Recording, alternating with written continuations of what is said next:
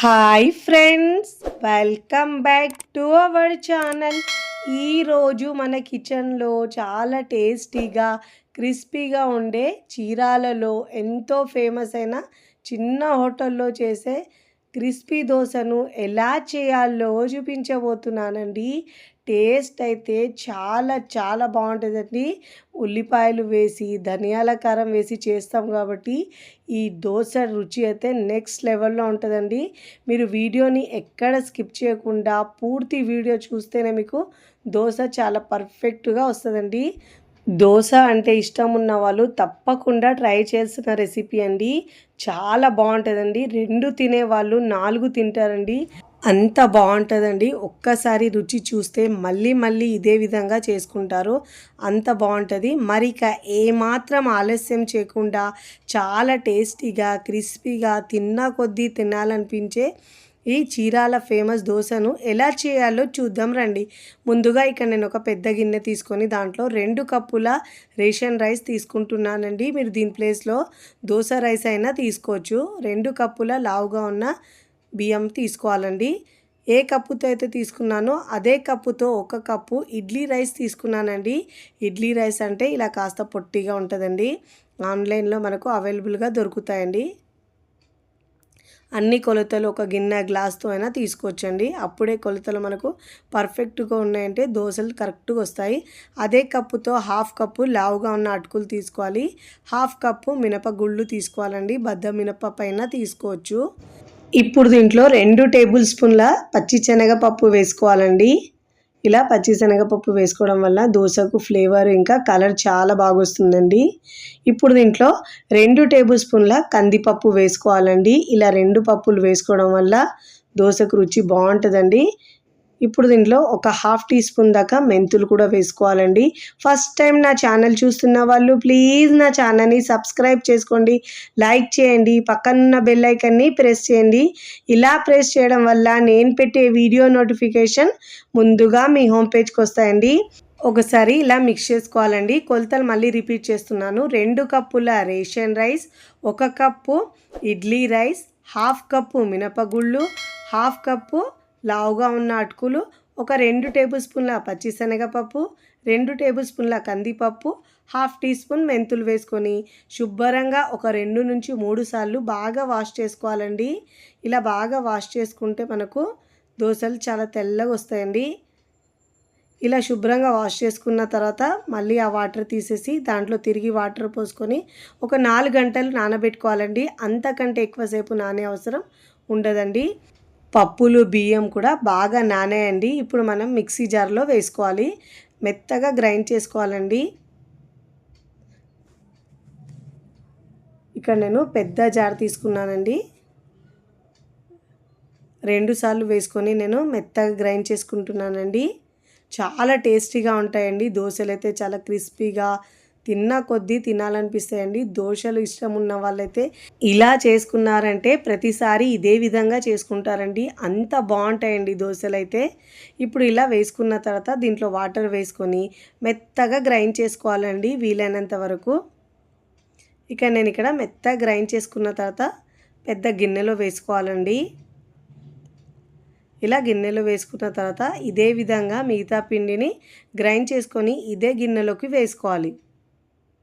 ఇప్పుడు ఇలా వేసుకున్న తర్వాత మనము ఈ పిండిని మనం చేత్తో మిక్స్ చేసుకోవాలండి. చేత్తో మిక్స్ చేసుకుంటే పిండి బాగా ఫర్మెంట్ అయ్యి దోశలైనా ఇడ్లీలైనా చాలా సాఫ్ట్గా వస్తాయండి. చేత్తో మిక్స్ చేసుకోవడం వల్ల ఒక 2 నుంచి 3 నిమిషాల పాటు ఇలా బాగా మిక్స్ చేసుకోవాలి. ఎంత బాగా మిక్స్ చేసుకుంటే మనకు పిండి అంత బాగా పులుస్తుందండి.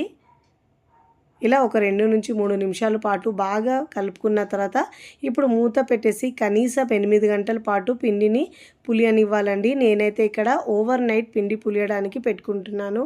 ఓవర్ నైట్ తర్వాత చూపిస్తున్నాను చూడండి. మీకు పిండి ఎంత బాగా పులిసిందో, ఎంత బాగా వచ్చిందో ఇక్కడ మీకు మిక్స్ చేసుకుంటూనే తెలుస్తుంది ఎంత బాగా పొంగిందో. ఇప్పుడు ఇలా ఒకసారి బాగా మిక్స్ చేసుకోవాలి.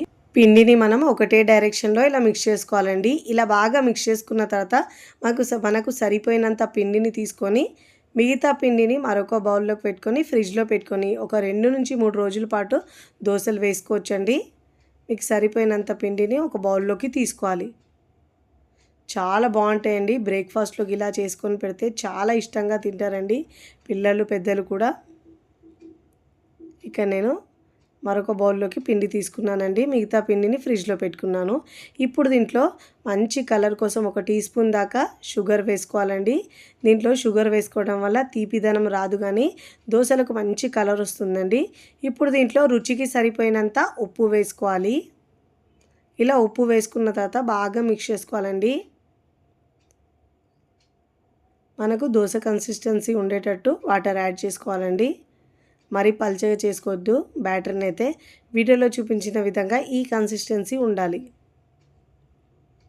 ఇప్పుడు ఇలా పిండిని బాగా కలుపుకోవాలి, ఉప్పు చక్కెర కలిసే వరకు. ఇలా ఇప్పుడు బాగా మిక్స్ చేసుకోవాలి. చూడండి, ఇలా ఈ కన్సిస్టెన్సీలో ఉండాలి. ఇప్పుడు మనం దోశలు వేసుకుందామండి. స్టవ్ మీద పెనం పెట్టుకొని పెనం బాగా వేడైన తర్వాత స్టవ్ని సిమ్లో ఉంచి ఇలా వాటర్ చిలకరించి టిష్యూ పేపర్ లేదంటే క్లాత్తో తుడుచుకోవాలండి.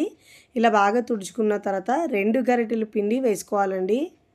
వేసుకొని మీకు వీలైనంత వరకు పల్చగా స్ప్రెడ్ చేసుకోవచ్చండి. మీకు ఎంత పల్చగా కావాలంటే అంత పల్చగా స్ప్రెడ్ చేసుకోవచ్చు. మీకు లేదంటే సాఫ్ట్ దోశ కావాలంటే సాఫ్ట్ అయినా వేసుకోవచ్చండి. నేనైతే ఇక్కడ పల్చటి దోశలు చేస్తున్నాను. ఇలా వేసుకున్న తర్వాత మంటను హై ఫ్లేమ్లో ఉంచి అన్ని వైపుల్లో మంచి కాల్చుకోవాలండి. దోశ పైన తడి ఉన్నప్పుడే మనం ఇలా ఉల్లిపాయ ముక్కలు వేసుకోవాలండి. సన్నగా కట్ చేసుకొని పెట్టుకోవాలి. ఇలా వేసుకున్న తర్వాత దీనిపై నుంచి ధనియాల కారాన్ని వేసుకోవాలండి. ఇలా వేసుకోవడం వల్ల టేస్ట్ చాలా చాలా బాగుంటుందండి. మధ్యలో మనం తింటుంటే ఆ ఫ్లేవరు, ఆనియన్ ఫ్లేవరు, ధనియాల ఫ్లేవర్ సూపర్గా ఉంటుందండి. ఇప్పుడు అన్ని వైపుల్లో మంచి కలర్ వచ్చే వరకు కాల్చుకోవాలండి. ఇప్పుడు దీంట్లో 1 టీ స్పూన్ దాకా ఆయిల్ వేసుకోవాలండి. హోటల్లో అయితే కాస్త ఆయిల్ ఎక్కువనే వేస్తారు, కానీ నేనైతే ఇక్కడ తక్కువనే వేసుకుంటున్నానండి.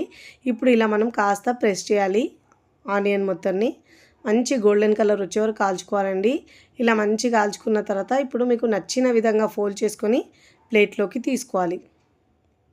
చూస్తుంటేనే తినాలనిపిస్తాయండి, అంత క్రిస్పీగా ఉంటాయి. ఇక నేను మరొకటి వేసి చూపిస్తున్నానండి.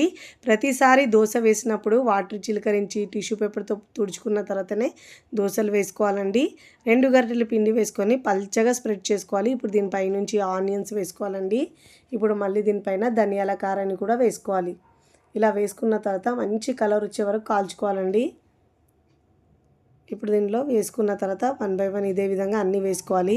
వేసుకున్న తర్వాత మంచి కలర్ వచ్చిన తర్వాత ఇప్పుడు దోశను ఫోల్డ్ చేసుకొని ప్లేట్లోకి తీసుకోవాలి. చాలా టేస్టీగా ఉంటుందండి దోశ అయితే, సూపర్గా ఉంటుంది. ఫోల్డ్ చేసుకొని మనం ప్లేట్లోకి తీసుకోవాలి. నేను ఇక్కడ దోశలు చేసుకున్న తర్వాత సర్వింగ్ ప్లేట్లోకి సర్వ్ చేసుకుంటున్నానండి. ఇలాంటి కలర్ వచ్చే వరకు దోశల్ని కాల్చుకొని ప్లేట్లోకి తీసుకోవాలండి. ఇక నేను సర్వింగ్ ప్లేట్లోకి సర్వ్ చేసుకుంటున్నానండి. చూస్తుంటేనే ఎప్పుడెప్పుడు తినాలనిపిస్తాయండి, అంత టేస్టీగా ఉంటాయండి దోశలు అయితే. చాలా కలర్ఫుల్గా సూపర్ టేస్టీగా ఉంటాయండి. మధ్యలో ఆ ఆనియన్ తగులుతుంటే రుచి అయితే చాలా బాగుంటుందండి. ఇలా చేసి పెడితే 4-5 దోశలు తినేస్తారండి, అంత బాగుంటుంది. మీకు నచ్చిన చట్నీతో సర్వ్ చేసుకోవచ్చండి. నేనైతే ఇక్కడ పల్లి చట్నీతో సర్వ్ చేస్తున్నాను. చూడండి ఎంత బాగా వచ్చాయో, చూస్తుంటేనే తెలుస్తున్నాయి మీకు ఎంత క్రిస్పీగా వచ్చినాయో. చాలా టేస్టీగా ఉండే ఈ చీరాల ఫేమస్ చిన్న హోటల్లో చేసే ఈ దోశ చాలా టేస్టీగా ఉంటుందండి. మీరు కూడా తప్పకుండా ట్రై చేసి ఎలా కుదిరిందో కామెంట్ ద్వారా తెలియచేయండి. చాలా బాగుంటుందండి. వీడియో నచ్చితే లైక్ చేయండి, ఫ్రెండ్స్ ఫ్యామిలీకి షేర్ చేయండి. మరికొన్ని టేస్టీ సింపుల్ క్విక్ రెసిపీస్ కోసం టీ టీ టీ కిచెన్ని సబ్స్క్రైబ్ చేసుకోండి. కమెంట్ చేయడం అస్సలు మరవకండి. Thanks for watching.